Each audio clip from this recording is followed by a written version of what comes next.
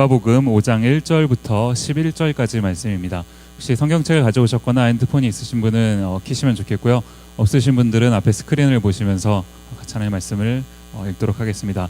저와 여러분이 한 절씩 교독하도록 하겠습니다. 제가 먼저 읽습니다. 우리가 몰려와서 하나님의 말씀을 들을새 예수는 게네사렛 호숫가에 서서 호숫가에 배에 두 척이 있는 것을 보시니 어부들은 배에서 나와서 그물을 씻는지라. 예수께서 한 배에 오르시니 그 배는 시몬의 배라. 육지에서 조금 떼기를 청하시고 앉으사 배에서 무리를 가르치시더니 말씀을 마치시고 시몬에게 이르시되 깊은 데로 가서 그물을 내려 고기를 잡으라. 시몬이 대답하여 이르되 선생님, 우리들이 밤이 새도록 수고하였으되 잡은 것이 없지만은 말씀에 의지하여 내가 그물을 내리리이다 하고, 그렇게 하니 고기를 잡은 것이 심이 많아 그물이 찢어지는지라. 이에 다른 배에 있는 동무들에게 손짓하여 와서 도와달라 하니 그들이 와서 두 배의 채움에 잠기게 되었더라. 시몬 베드로가 이를 보고 예수의 무릎 아래 이르되 주여, 나를 떠나소서, 나는 죄인이로소이다 하니, 이는 자기 및 자기와 함께 있는 모든 사람이 고기 잡힌 것으로 말미암아 놀라고 시몬의 동업자인 야고보와 요한도 놀랐으리라. 예수께서 시몬에게 이르시되 무서워하지 말라, 이제 후로는 너가 사람을 취하리라. 다 같이 읽겠습니다. 그들이 배들을 육지에 대고 모든 것을 버려두고 예수를 따르니라. 아멘. 디모데 예배 오신 여러분을 환영하고 또 축복합니다. 우리 앞뒤 좌우에 계신 분들하고 이렇게 한번 인사했으면 좋겠습니다. 참 잘 오셨습니다.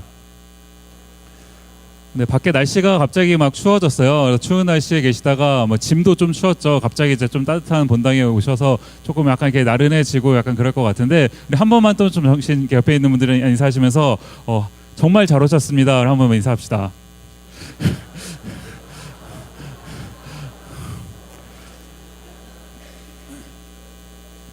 개강 수련회 다녀와서 참 오랜만에 이 자리에 제가 서는 것 같아요. 여러분과 오랜만에 말씀을 나누는 것 같은데 시간이 정말 빠르게 가는 것 같지 않습니까? 그죠? 분명히 엊그제 개강 수련회를 갔다 온 것 같아요. 엊그제 갔다 온 것 같은데 벌써 10월입니다. 10월. 아까 전에 주의자매가 찬양 인도하면서 10월 첫 주 디모데 예배 이렇게 얘기를 하는데 10월인 거예요. 10월.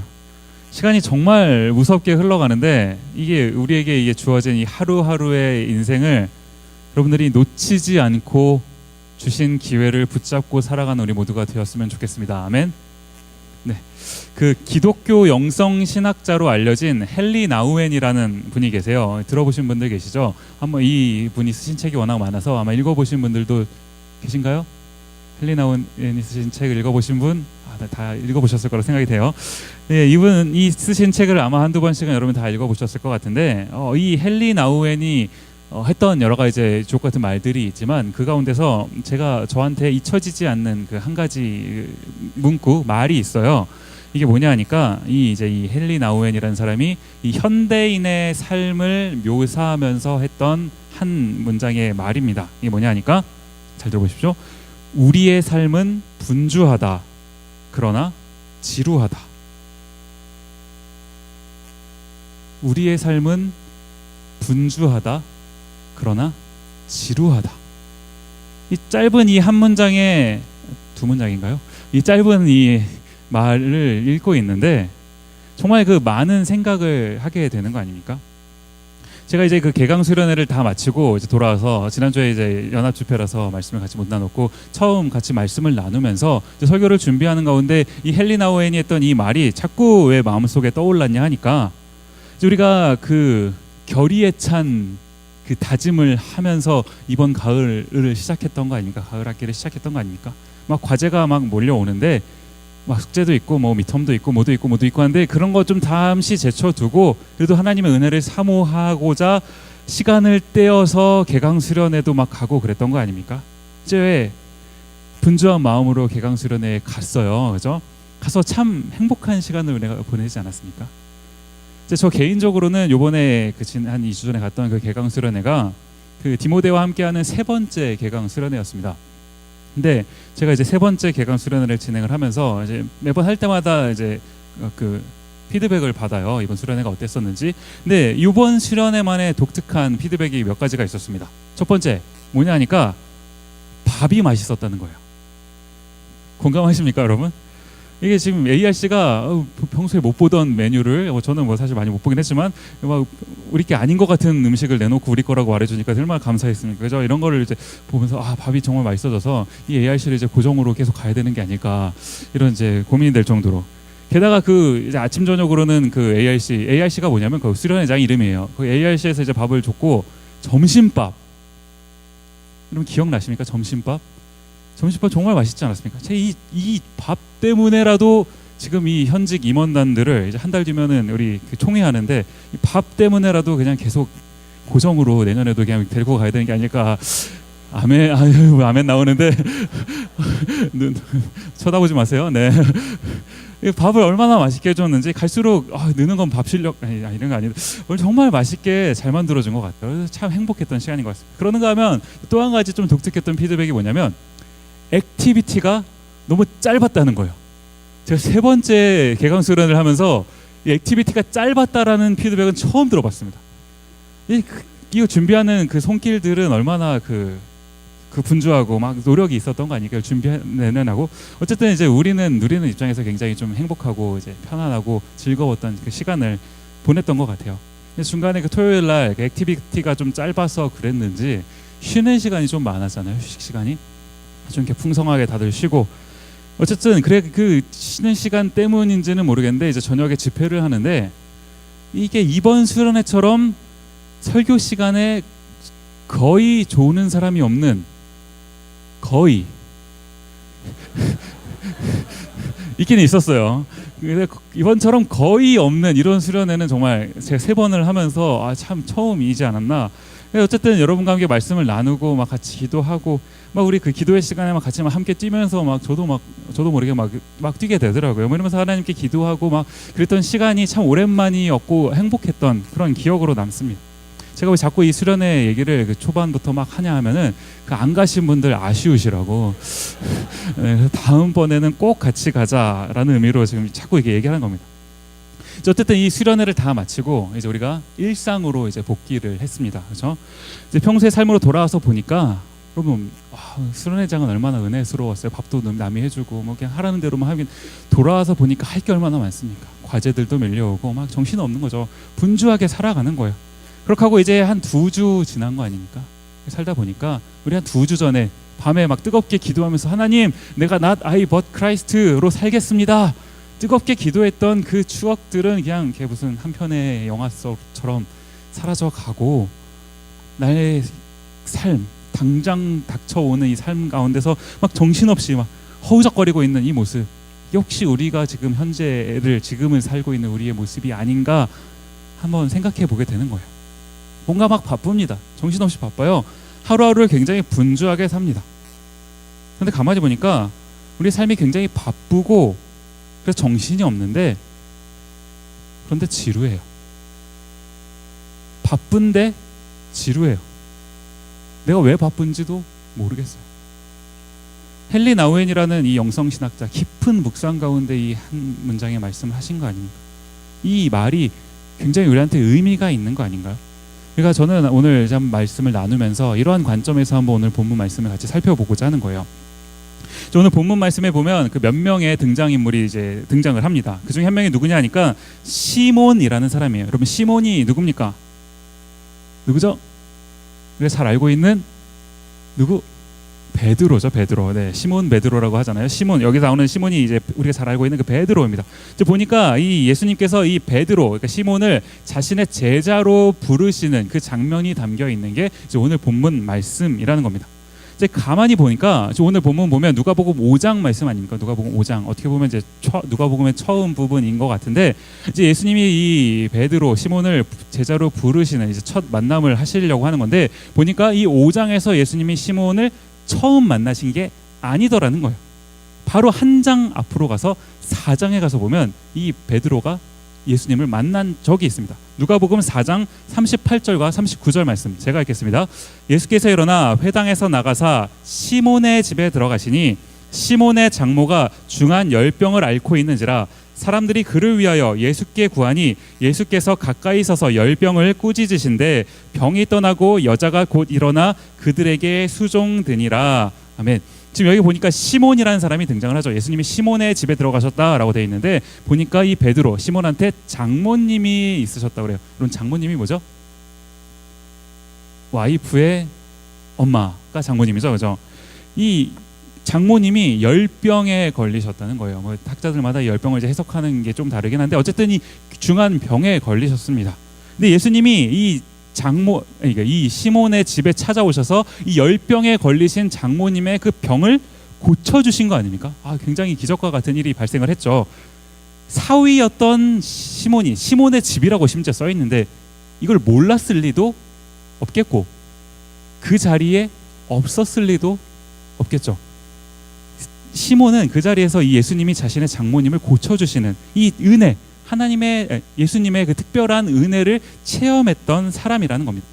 그렇게 하고 나서 이제 바로 직후입니다. 별로 시간 차이가 없어요. 이제 5장이 시작되면서 이제 이 말씀의 무대가 바뀌는 겁니다. 아까는 그 예수님께서 특별하게 그 시몬의 집이라는 곳에서 베드로한테 은혜를 베풀어 주셨다면 지금 이 5장으로 넘어와서 이 베드로와 예수님이 만난 장소 어디냐 하니까 5장 1절과 2절 말씀을 보시면 이렇게 기록을 합니다. 무리가 몰려와서 하나님의 말씀을 들을새 예수는 게네사렛 호숫가에 서서 호숫가에 배 두 척이 있는 것을 보시니 어부들은 배에서 나와서 그물을 씻는지라. 지금 여기 보니까 두 번째 줄에 가운데 게네사렛 호숫가라고 되어 있는데 어딘지 아시나요? 우리가 조금 더 익숙하게 아는 표현으로 바꾸면 갈릴리 호수입니다. 갈릴리 호수 들어보셨죠? 갈릴리 호수, 갈릴리 마을 그 숲 이런 찬양도 있고 막 있잖아요. 하지 말 걸 그랬어요. 갈릴리 이제 호수라고도 하고 갈릴리 바다라고도 합니다.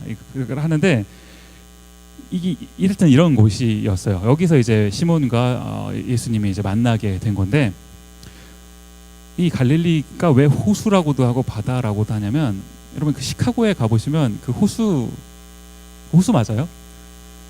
제가 일이 있어서 호수랜다. 시카고에 한번 간 적이 있습니다. 한번 이제 일이 있어서 갔다가 거기 이제 미시간 호수를 바라보는데 이건 호수도 아니고 바다도 아니고 애매하지 않습니까? 마치 이와 같은 거예요. 이와 같은 갈릴리도 이런 겁니다. 분명히 호수인데 마치 바다 같은 거예요. 그래서 호수라고 부르기도 하고 이제 바다라고 부르기도 하는 겁니다. 그래서 이제 그 당시에 그 동네에 살던 사람들 중에서는 그 갈릴리 호수, 갈릴리 바다 거기서 이제 물고기를 잡아서 먹고 사는 그런 이제 직업이 어부인 사람들이 있었다는 거예요. 오늘 본문에 등장하는 이 시몬, 베드로도 그러한 어부들 중에 한 사람이었다는 겁니다. 근데 지금 이 어부인 베드로가 그 호수가 갈릴리 호수에 있을 때, 갈릴리 바다에 있을 때 예수님께서 그 베드로를 찾아가신 거예요.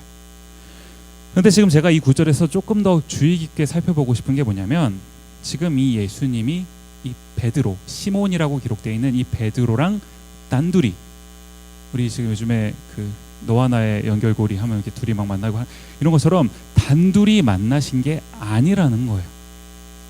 예수님이 1장부터 이제 쭉 기록이 되면서 벌써 5장 아닙니까? 예수님이 이제 공생애를 시작하시고 조금 되니까 이제 슬슬 이 예수님이 유명해지기 시작하셨어요. 막 사람들 고치시기도 하고 막 기적도 베풀고 이러니까 점점 유명해지시기 시작하면서 예수님 주변에는 사람들이 막 모여들기 시작했습니다. 성경에도 이제 보다 보면은 예수님 주변에 있는 아들을 지칭해서 제가 한번 설명한 적이 있는 것 같은데 무리라는 단어를 사용해요. 예수님 옆에 있는 무리들, 수많은 무리들이 있었다. 이제 오늘 그 본문에도 아까도 보면은 이제 무리들이 그 첫 번째 보면 나오죠. 무리가 몰려와서 이런 표현들을 이제 사용한다는 겁니다. 이제 그 무리들이 수많은 무리들이 예수님 주변으로 쫙 몰려들어져 있는데 그런 상황 가운데서도 우리 주님, 이 예수님이 뭘 보셨냐 하니까 2절 말씀 다시 한번 보시면 호숫가에 세 번째 줄입니다. 호숫가에 배 두 척이 있는 것을 보시니 바다처럼 큰 호수니까 배가 있었겠죠. 우리 여기 칼훈이라는 호수만 가도 배가 막 있잖아요. 배가 호수인데 막 배가 타고 다니는 거 아닙니까? 그러니까 이 바다 같은 호수니까 당연하죠. 그 미시간 호수도 보니까 배들 막 떠다니고 그러던데 근데 예수님께서 그 배들이 막 여러 척 있었을 텐데 그 중에서 특별히 보시는 배가 있으셨다는 거예요. 지금 근데 그 두 척의 배가 어떤 상태인 겁니까? 2절 끝에 보시니까 맨 마지막 줄 보시면 어부들은 배에서 나와서 그물을 씻는지라. 뭘 말하는 걸까요? 어부들이 자신의 배에서 그물을 갖고 와서 그물을 씻는다. 뭘 말하는 겁니까? 하루 일과가 다 끝났다는 거죠. 하루 일과가 다 끝났다는 겁니다. 이제 모든 일과를 마치고 정리하는 시간이라는 겁니다. 그런데 성경이 조금만 더 주의 깊게 보면 이 배의 하루 일과가 어떠했는지를 기록합니다. 조금 내려가서 5장 5절 상반절 말씀을 보시면 이제 이렇게 기록합니다. 시몬이 대답하여 이르되 선생님 우리들이 밤이 새도록 수고하였으되, 아마 야간 작업을 한 것 같아요. 밤이 새도록 수고하였으되 잡은 것이 없지만은, 잡은 것이 한 마리도 없었다. 무슨 말인지 이해 가시죠? 지금 어부인 이 사람들이 밤이 새도록 낚시를 한 겁니다. 그렇죠? 낚시를 나가보신 분들도 계실 텐데 밤이 새도록 낚시를 했는데 어땠습니까? 한 마리도 못 잡았어요. 그 밤에 밤이 새도록 수고했는데 한 마리도 못 잡았다. 최선의 노력을, 이게 지금 취미생활로 간 게 아니지 않습니까? 생업이 어부예요. 자기가 할 일을 하러 간 건데 밤이 새도록 수고를 했는데 한 마리도 못 잡았대요. 이제 막 태양이 떠오르기 시작을 합니다. 막 동쪽에서 태양이 막 떠오르기 시작하는데 이제 고기가 막 많이 잡혀갖고 막 고기의 비늘이 태양빛에 막 반짝반짝 거리고 막 그 만선이라고 하죠. 가득 찬 배를 이끌고 항구로 돌아오면 얼마나 행복하겠냐마는 현실은 뭡니까? 고기가 한 마리도 없는 거예요. 한 마리.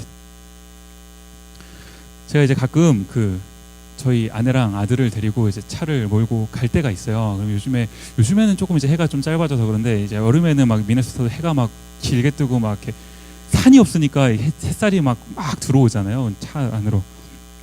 햇살이 막 유난히 이렇게 막 비칠 때가 있어요. 그러면 이제 선글라스 없이는 운전하기가 힘들 만큼 그럴 때가 있는데 이제 저는 막 선글라스를 끼지만 뒤에 앉는 제 아들은 카시트에 앉아 있는데 선글라스를 줄 때도 있지만 깜빡하고 안 줄 때도 있고 막 이런 거 아닙니까? 그러면은 얘가 이제 햇살이 막 비쳐갖고 막 눈이 부시면 뭐라고 이제 얘기를 하냐면, 엄마 왜 햇님이 눈에다가 뽀뽀를 해?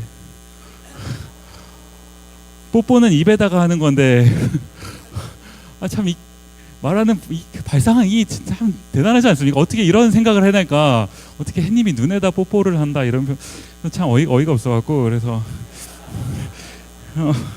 네가 좋은가 보다 이러면서 넘어가는데, 지금 이 눈부신 아침 햇살이 호수 가면 산도 뭐 마땅히 딱 없을 테고 햇살이 막 비춰올 텐데 그 햇살이 이 베드로의 눈에 뽀뽀를 할 때 그 자신들의 그 처지가 얼마나 처량했겠습니까? 밤새 사용하던 이제 그물, 이제 이걸 손질하고 있다고 하는데 그 그물에 물고기는 한 마리도 없고 막 뭐예요? 막 돌, 아니 뭐 조개 껍데기 뭐 이런 것만 잔뜩. 당시엔 쓰레기는 없었을 것 같은데 요즘에 뭐 쓰레기도 있긴 하겠지만 이런 것만 가득 걸려 있다면 그게 얼마나 짜증나는 상황이겠습니까? 밤이 새도록 수고했으면 그에 딱 걸맞는 결과물을 주시면 좋은데 밤이 새도록 수고를 했는데 아무런 결과물이 없는 상태. 지금 이 베드로를 위시해서 그 자리에 있었던 몇 명의 어부들이 겪고 있었던 그런 상태 아닙니까? 이제 예수님이 이 베드로와 그 어부들이 이러한 상태를 겪고 있다는 사실을 아시고 지금 수많은 무리로 둘러싸여 있는 가운데서 그 베드로와 어부들의 그 배를 주목해서 보고 계셨다는 거예요. 그리고 이제 예수님이 어떻게 하십니까? 3절과 4절 말씀 돌아가서 보시면 예수께서 한 배에 오르시니 그 배는 시몬의 배라 육지에서 조금 떼기를 청하시고 앉으사 배에서 무리를 가르치시더니 말씀을 마치시고 시몬에게 이르시되 깊은 데로 가서 그물을 내려 고기를 잡으라. 지금 이제 이 예수님이 그 배 근처로 가신 거 아닙니까? 그렇게 하고는 이제 배에 올라탔어요. 다행히도 그 배가 시몬의 배였습니다. 지금 밤새도록 한 마리도 못 잡았는데 짜증나 죽겠는데 누가 와서 내 배를 타고 막 누군도 모르는 사람이 갑자기 내 배를 막 타서 이러면 얼마나 짜증이 나겠습니까? 근데 딱 봤더니 예수님이잖아요. 자기 장모님 열병을 고쳐준 예수님이잖아요. 그러니까 이게 적당히 그래 넘어갈 수 있는 상황이 된 거죠. 굉장히 보통 사람 같으면 굉장히 짜증날 수 있는 상황이지만 이 베드로와 예수님은 구면이잖아요. 만난 적이 있잖아요. 게다가 은혜를 입은 상태 아닙니까? 그러니까 이게 이제 가능했던 겁니다. 이제 예수님 배에 타셔서 뭐 하셨냐 하니까 이제 조금 육지에서 떨어져서 나와서, 그러니까 여러분들이 육지에 계시면 이제 배를 탄 예수님은 배를 타고 잠시 이게 뒤로 좀 가신 거예요. 그렇게 하고는 무리를 가르치셨다라고 되어 있어요. 쉽게 말하면 제가 지금 하고 있는 것처럼 설교하고 있었다라고 얘기해도 뭐 다름이 없습니다. 근데 제가 이 본문을 말씀을 통해서 여러분과 좀 주목해서 보고 싶은 게 뭐냐니까, 지금 이 예수님께서 이 배 위에서 하시는 가르치심, 설교, 이거는 저 같은 이런 목사가 하는 거랑은 다릅니다. 저는 지금 제가 이제 한 주간 하나님의 말씀을 열심히 묵상하고 공부하고 준비해서 하나님께 받은 하나님의 말씀을 여러분에게 전달하는 역할을 해요. 제가 하는 말이 하나님의 말이 아닙니다. 하나님의 말씀을 잘 풀어서 전달하는 이 정도 역할만 저는 하는 거예요. 그런데 예수님은 하나님이시잖아요. 그 예수님이 직접 하나님의 말씀을 배 위에서 전하시는 겁니다. 하나님의 말씀을 배 위에서 선포하시는 거예요. 그렇게 하고 나서 이제 예수님께서 그걸 다 하신 후에 뭐라고 말씀하시냐 하니까, 깊은 데로 가서 그물을 내려 고기를 잡으라. 시몬한테 이렇게 말씀을 하신 거예요. 그랬더니 이제 이어서 어떤 일이 발생을 합니까? 5절에서 7절까지 말씀. 조금 많은데 그냥 제가 읽겠습니다. 같이 읽을까 했는데 조금 많네요. 제가 읽겠습니다. 시몬이 대답하여 이르되, 선생님, 우리들이 밤이 새도록 수고하였으되 잡은 것이 없지만은 말씀에 의지하여 내가 그물을 내리리이다 하고, 그렇게 하니 고기를 잡은 것이 심히 많아 그물이 찢어지는지라. 이에 다른 배에 있는 동무들에게 손짓하여 와서 도와달라 하니 그들이 와서 두 배의 채움에 잠기게 되었더라. 무슨 말씀인지 이해가 가시죠? 저는 이 본문 말씀을 통해서 여기서 두 가지를 한번 조금 찾아보고 싶은 겁니다. 한번 같이 살펴보고 싶은 거예요. 그럼 첫 번째 같이 살펴보고 싶은 게 뭐냐니까, 지금 어부들이 밤이 새도록 노력하였는데 한 마리도 못 잡았다고 기록하고 있습니다. 그죠? 한 마리도 못 잡았던 겁니다. 그런데 여기서 지금 예수님의 말씀을 들은 이 베드로의 태도 뭡니까? 예수님이 깊은 데로 가서 그물을 내려라 라고 말씀하셨을 때, 이미 다 해봤다고, 밤이 새도록 내가 몇 번이나 해봤다고, 안 된다고 이렇게 대답할 수 있는 거 아닙니까? 당신 직업이 뭐예요? 전직, 목수, 나는 어부, 내가 더 정확하죠. 해봤어요. 안 돼요. 이렇게 얘기할 수 있는데, 비록 해봤고 밤이 새도록 해봤고 안 된다는 걸 알고 있었지만 베드로가 뭐라고 얘기합니까? 말씀에 의지하여 해보겠다는 거 아닙니까? 말씀에 의지하여. 제가 그 핸드폰을, 아이폰을 사용을 하고 있습니다. 근데 저 얼마 전에 그 아이폰의 그 운영 체제라고 하나요? 그 뭐죠? iOS, ISO, iOS인가? iOS. 이게 이제 업데이트를 한 거 아닙니까? 10으로. 9에서 10으로, 10으로 이제 업데이트. 그래 저도 이거 했어요. 그래서 잘 이제 업데이트를 다 완료를 하고 아무 문제 없이 이제 사용을 하는 줄 알았는데, 다른 건 다 잘 돌아가는데, 아무 문제 없이 돌아가는데, 제가 그 뭐라 그러죠? 메신저라고 해야 될까요? 이 두 개를 사용합니다. 카톡을 하나 사용을 하고, 교회에서 사용하려고 텔레그램이라는 이제 이런 걸 같이 두 개를 이제 사용을 하는데, 이 카톡이고 텔레그램이고 이 업데이트를 진행한 이후에 뭐 메시지가 이렇게 딱 오면 뭐 카톡 와야 되잖아요. 아니면 진동이 윙 울리든가. 메시지는 오는데 알림이 안 오는 거예요. 소리도 안 오고 진동도 안 오고. 이상하게 근데 이제 핸드폰을 이제 켜갖고 이렇게 이렇게 불이 켜져 있는 채로 작동을 하고 있을 때는 와요. 진동도 윙 오고 소리도 막 카톡 오고 하는데, 작동을 하지 않고 이렇게 대기 상태로 있을 때는, 이제 핸드폰이 약간 이렇게 화면이 꺼져 있는 그 상태로 있을 때는 알림이 안 오는 거예요. 분명히 메시지는 왔습니다. 근데 알림이 안 오는 거예요. 얼마나 제가 답답했겠습니까? 이거 왜 이럴까? 그래갖고 막 제가 네이버, 뭐 구글 다 찾아봤어요. 막 한글로 찾아보고 영어로 찾아보고 막 찾아봤는데, 이 업데이트를 할 때 오류가 발생할 수는 있다라고는 되어 있는데 저랑 똑같은 오류는 하나도 없는 거예요. 이 정도 심각한 오류면 분명히 누군가는 비슷한 상황이 있을 텐데 어쩜 이렇게 한 명도 없는 건가? 그리고 제가 하다 안 돼가지고 카톡을 지웠다가 다시 깔았어요. 다시 깔고 막 인증 다시 하고, 했는데 그런데도 안 되는 거예요. 이게 안 되겠다 싶어갖고 핸드폰을 싹 초기화를 시킬까. 근데 두려운 건 그 전화번호부 이거 살리기가 백업을 해놓으면 되지만 제가 저 같은 이제 컴맹은 잘 모르니까 이게 두려워서 갈등을 하고 있었거든요. 그래갖고 이제 어떻게 하면 좋나, 다음번 업데이트, 카톡 업데이트가 될 때까지 기다리고 있을까 이러고 있었는데, 이제 지난 월요일이었어요. 월요일날 이제 저는 쉬는 날 아닙니까? 자꾸 사실 쉬지는 못해요. 쉬는 날인데 쉬지는 못하는. 하여튼 이제 저랑 아내랑 이한이를 아들을 데리고 놀이터에 놀러 갔습니다. 그래서 이제 이한이가 놀이터에서 막 놀고 있는 동안에 이제 아내한테 제가 핸드폰 한번 좀 달라고, 한번 비교해 보자고 내 거랑 뭐가 다른지. 그래서 이제 딱 봤는데 뭔가 좀 이상한 거예요. 제 핸드폰이 다른 거예요. 그래서 이제 봤더니 제 핸드폰에 방해 금지 모드라는 게 켜져 있는 거예요. 이 화면 제일 위에 이 달 표시로 이게 있더라고요. 그래가지고 제가 이게 뭔가 해서 이걸 이제 이렇게 해갖고 어떻게 껐어요. 끄는 방법이 쉽게 꺼지더라고요. 딱 껐더니 그때부터 카톡 하면서 소리가 나는 거예요. 제가 얼마나 기뻤는지 여러분이 모르실 겁니다. 진짜 핸드폰을 바꿀 뻔했어요. 제가 설교를 준비하다가 갑자기 이 이야기가 왜 떠올랐냐 하니까, 이게 참 목사는 항상 이런 걸 다 껴맞추는 거 아닙니까? 그죠? 제 설교 준비하다가 무슨 생각이 들었냐면, 이게 우리 영적 생활도 비슷한 거라는 이런 생각이 드는 거예요. 내 삶이 너무 바쁘고 분주해갖고 거기에 몰두하다가 이 영적인 생활에 있어서 방해 금지 모드를 설정해 놓으면 하나님의 말씀이 내 삶에 울리지가 않은 거예요. 하나님 분명히 말씀하시는데 내 삶에서 카톡 소리도 윙 진동 소리도 안 오는 겁니다. 마치 제가 작동하고 있을 때는 아무리 방해 금지 모드 해놔도 제가 하고 있을 때는 오더라고요.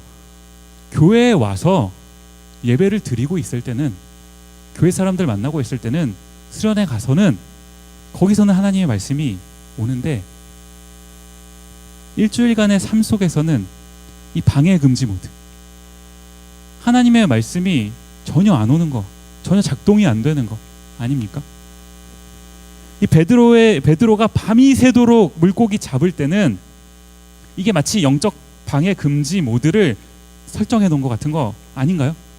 내 노력으로, 내 능력으로, 내가 어부라는 그 프로페셔널 그걸 가지고 어떻게든 해보겠다고 안간힘을 쓰고 거기에 집중을 하는데 결과는 어떻습니까? 한 마리도 못 잡았잖아요. 한 마리도. 그런데 이 베드로가 동이 트고 예수님이 그 베드로의 인생 가운데 찾아오셨을 때 예수님의 말씀을 들은 거 아닙니까? 예수님을 자신의 배, 물론 예수님이 올라가셨지만 예수님이 그 배에 오르시고 예수님의 말씀이 선포되고 예수님의 말씀에 의지하여 그물을 내렸을 때 나의 영적 생활을 방해하던 이 방해 금지 모드가 해제된 거 아닙니까? 그렇게 하고 나니까 말씀에 의지하여 그물을 내리겠다 이런 결단도 나오고 결과가 어떻습니까? 그물이 찢어질 정도로 많은 물고기가 잡혔던 거 아닙니까? 밤새도록 한 마리도 안 잡혔던 그 물고기가 그물이 찢어질 정도로 잡혔다. 여러분, 인생에 있어서 어떤 결과물을 보시길 원하시나요? 이제 한 학기가 중반쯤 지나가고 있는데 이제 미터미 슬슬 끝날 때가 됐죠. 뭔가 결과물을 보고 싶으시면 뭐 하셔야 돼요? 방해 금지 모드를 끄세요. 하나님의 말씀이 여러분의 인생 가운데서 작동하실 수 있도록 말씀에 의지하여 사시는 여러분들이 되셔야 됩니다. 그런가 하면 제가 또 한 가지 살펴보고 싶은 게 뭐냐니까 7절 말씀을 다시 한번 보시면 맨 마지막 줄입니다. 뒤에 나오네요. 자, 이에 다른 배에 있는 동무들에게 손짓하여 와서 도와달라 하니 그들이 와서 두 배의 채움에 잠기게 되었더라. 아멘. 지금 이 말씀에 의지해서 베드로가 그물을 내렸습니다. 그런데 뭡니까? 물고기가 지금 그 시간에 예수님이 딱 그물을 내려라 하는 그 시간부터 해서 거기에 있던 갈릴리 바다에 있던 모든 배에 다 물고기가 다 잘 잡혔나요? 아니죠. 말씀에 의지해서 그물을 내렸던 그 배에만 물고기가 찢어질 정도, 그물이 찢어질 정도로 가득 잡혔다는 겁니다. 똑같이 지금 그 자리에 2대의 배가 있어요. 아까 처음에 2대의 배가 있다고 하지 않았습니까? 2대의 배가 그 자리에 서 있었는데 예수님이 타고 계셨던, 예수님이 말씀하셨던, 그래서 그 말씀에 의지해서 그물을 내렸던 그 배에만 은혜가 있었다는 거예요. 제가 이 말씀을 읽다가 뭘 좀 살펴보고 싶었냐 하니까, 내가 하나님께 뭔가 은혜를 구한다면, 여러분이 하나님께 뭔가 받고 싶어서 은혜를 구한다면 말씀에 의지하는 삶을 사셔야 되는데, 말씀을 하나님이 주시는 그 자리, 거기에 계셔야 한다는 거예요. 그 자리에 하나님의 은혜가 임한다는 겁니다. 다른 데 기웃기웃하지 마세요. 지금 여러분이 계신 그곳, 하나님이 여러분으로 하여금 있게 하신 그곳, 하나님께서 여러분을 주목하여 보시고 여러분의 인생 가운데 찾아오신 그곳, 말씀하신 그곳, 그 자리에서 하나님 말씀을 붙드실 때 하나님의 은혜가 그곳 가운데, 여러분의 인생 가운데 함께 하신다는 겁니다. 물고기가 얼마나 많이 잡혔는지, 그물이 찢어질 정도로, 그래서 길었잖아요. 다 깊고 나니까 그들이 와서 2배의 채움에 잠기게 되었더라라고 기록을 하고 있는 거 아닙니까? 우리가 예수님을 우리 삶에 이제 받아들이고 그 말씀대로 살면, 그 말씀에 의지하여 살면, 한 마리도 물고기가 없었던 그 인생이 옆에 있는 배까지 가득 채우는 그런 기적이 일어난다는 거예요. 우리가 하나님께 만약에 은혜를 구해야 한다면 이 정도 은혜를 구해야 되는 거 아닙니까? 이런 은혜를 구해야 되는 거 아닌가? 나도 가득 차고 내 옆에 있는 배도 가득 채울 수 있는 이런 은혜. 근데 오늘 본문의 하이라이트라고 제가 개인적으로 생각하는 본문이, 그 구절이 뭐냐니까 11절 말씀이에요. 11절 말씀. 그들이 배들을 육지에 대고 모든 것을 버려두고 예수를 따르니라. 밤이 새도록 노력을 했어요. 이 세상에서는 그렇게 사는 게 당연한 거 아닙니까? 노력해야죠. 열심히 노력하죠. 여러분 지금 미턴 보고 계시잖아요. 페이퍼 써고 계시잖아요. 열심히 밤이 새도록 노력해서 살아야 됩니다. 그런데 노력하는 대로 인생이 되지는 않아요. 항상 우리 인생이 그런 거 아닙니까? 그게 인생 아닙니까? 밤이 새도록 노력했는데 한 마리도 못 잡는 거, 너무나 불쌍한 인생 아닙니까? 그런데 그 불쌍한 인생 가운데 우리 예수님이 찾아오시죠. 그래가지고는 내 배뿐만 아니라 내 옆에 있는 배까지 가득 채우시는 그런 물고기를 잡도록 해주시는 그 은혜를 베풀어 주시는 것, 세상이 말하는 뭔가 성공, 성취 이런 것을 경험하게 해주시는 것, 이게 주님 주시는 은혜 아닙니까? 그런데 진짜 예수님을 만나고 진짜 예수님을 경험하게 되니까 지금 이 세상에서 말하는 성공, 그물이 찢어질 정도로 2배가 가득 차는 성공을 거둔 이 제자들의 모습이 어떻게 됐습니까? 모든 것을 버려두고 예수를 따르니라. 모든 것을 버렸대요. 가치관이 달라진 거 아닙니까? 인생에 있어서 뭐가 중요한지, 바로 몇 시간 전까지만 해도 내가 밤이 새도록 노력해서 어떻게든지 물고기를 많이 잡는 것, 이게 나의 인생의 성공이고 나의 가치관의 우선순위였는데, 예수님, 진짜 예수님의 말씀을 접하고 만나고 경험하고 나니까 실제로 예수님이 그런 기적을 베풀어 주셨음에도 불구하고 그것을 다 버려두고 예수를 따랐다는 거예요. 뭐가 중요한지, 나의 인생, 나의 삶에 있어서 뭐가 중요한지가 이제부터 정확하게 보이기 시작했다는 거예요. 제가 이 말씀을 드리는 것은 여러분 지금 하시는 공부를 다 때려치고 신학교에 들어가라, 이런 말이 아니에요. 여러분 오해하지 마시고요. 신학교 오지 마십시오, 여러분. 저 하나로 족합니다. 신학교 오라는 게 목사 되라는 소리가 아니에요. 우리 인생을 정말 열심히 살아야죠. 코피 터지게 살아야 돼요. 정말 열심히 살아야 되지만 우리 인생을 분주하게, 그런데 지루하게 이렇게 살지 말라는 겁니다. 말씀이 나의 인생의 중심이 되고 그 말씀에 의지하여 살아갈 때 물고기 한 마리 없었던 인생이 차고 넘치는, 은혜라는 것은 가득 찬 정도가 아니에요. 이 같은 게 은혜 아닙니까? 차고 넘쳐서 옆에 있는 것까지 가는 것, 이게 진짜 하나님 베풀어 주시는 은혜 아닙니까? 그런 삶을 사셔야 된다는 거예요. 그런데 어디까지 가야 됩니까? 하나님이 모든 것을 우리에게 다 허락해 주셨어도 그것보다도 하나님이 더 소중합니다 라고 고백할 수 있는 그 인생을 우리가 살아야 된다는 거예요. 전 오늘 설교를 이 찬양으로 마무리를 하려고 합니다. 오늘 본문을 가지고 만들었던 찬양이에요. 전능하신 나의 주 하나님은 이라는 찬양인데, 우리 이 말씀 한 절, 이 찬양 한 절 한 절, 한 구절 한 구절을 이제 우리가 가사를 고백하면서 찬양할 때 우리의 정말 그 신앙 고백처럼 이 찬양이 우리의 고백이 되었으면 좋겠어요. 물고기 한 마리도 못 잡는 것 같은, 내가 정말 노력했는데 내 인생이 뭔가 되지 않는 것 같은, 그래서 주님이 정말 필요한 거 아닙니까? 주님 전능하신 하나님, 능치 못하실 일 없어서 내 삶에 오셔서 하나님 말씀하실 때 깊은 곳에 그물을 던져라 하실 때 하나님 내가 그렇게 하겠습니다. 그래서 주님 말씀 의지해서 살아갈 때 정말 그 주님이 주시는 그 풍성한 은혜를 받아 누리기 원합니다. 그런데 하나님 거기서 머무는 것이 아니라 하나님께서 나에게 많은 것을 허락해 주셨어도 그 모든 것보다 하나님이 더 소중합니다, 내 인생에는. 그래서 나는 이 모든 것보다 주님을 바라보겠습니다.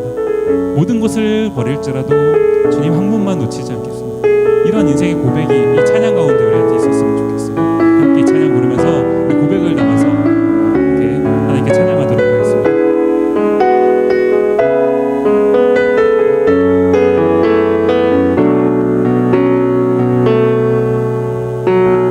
함께 찬양합니다. 전능하신 나의 주 하나님은, 전능하신 나의 주 하나님은 능치 못하실 일 전혀 없네. 능치 못하실 일 전혀 없네.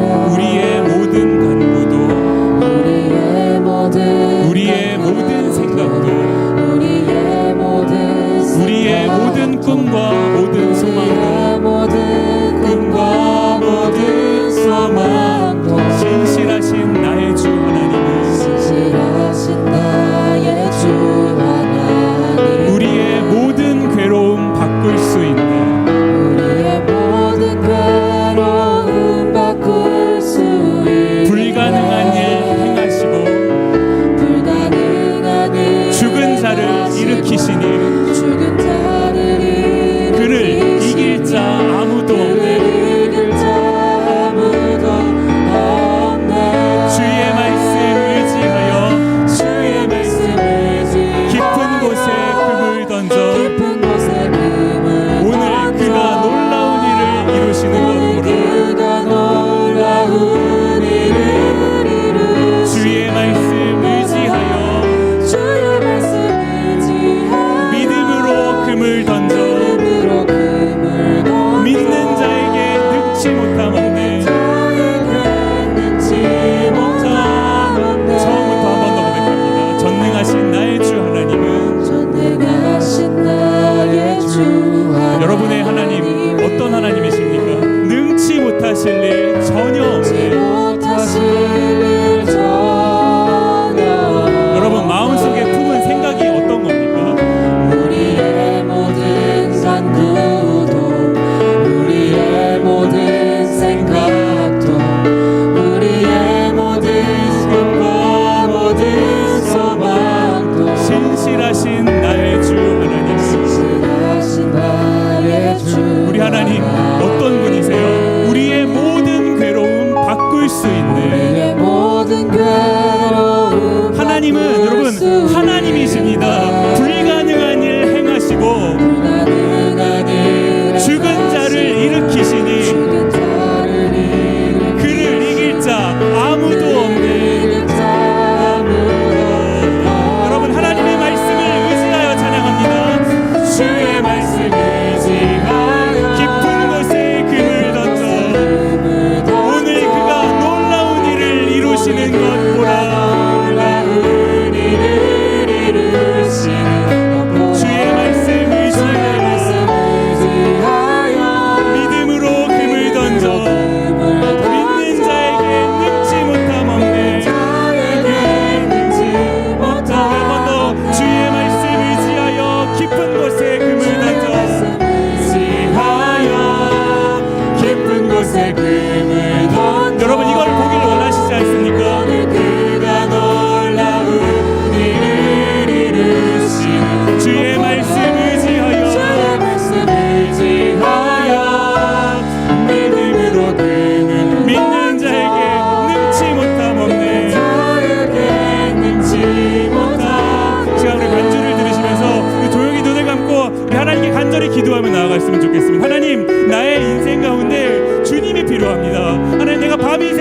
구하여 살아왔는데 하나님 내가 내 힘으로 살다 보니까 하나님 안 돼요.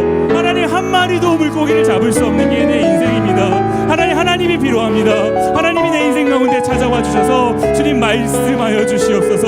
내 인생 가운데 하나님 말씀하실 때 내가 그 하나님의 말씀을 의지하여 살아가게 하시고 하나님 나의 인생 가운데 풍성히 채워주시는 그 기적을 경험할 뿐만 아니라 하나님 나의 인생이 옆에 사람까지 채우는 이 풍성한 인생이 되게 하여 주시옵소서. 하나님 그러나 그것보다 더 중요한 것 내가 하나님 나에게 말씀하신 하나님만이 나의 인생의 전부임을 고백하며 하나님만을 바라보는 인생 살아가게 하여 주시옵소서. 하나님 내 인생 가운데 찾아와 주시고 하나님 나를 위로하여 주시고 말씀하여 주시고 하나님 내가 하나님만 바라보며 살아갈 수 있게 하여 주시옵소서. 우리 하나님께 간절히 우리 기도하시면서 나아가도록 하겠습니다. 함께 기도하시겠습니다. 아버지 하나님 우리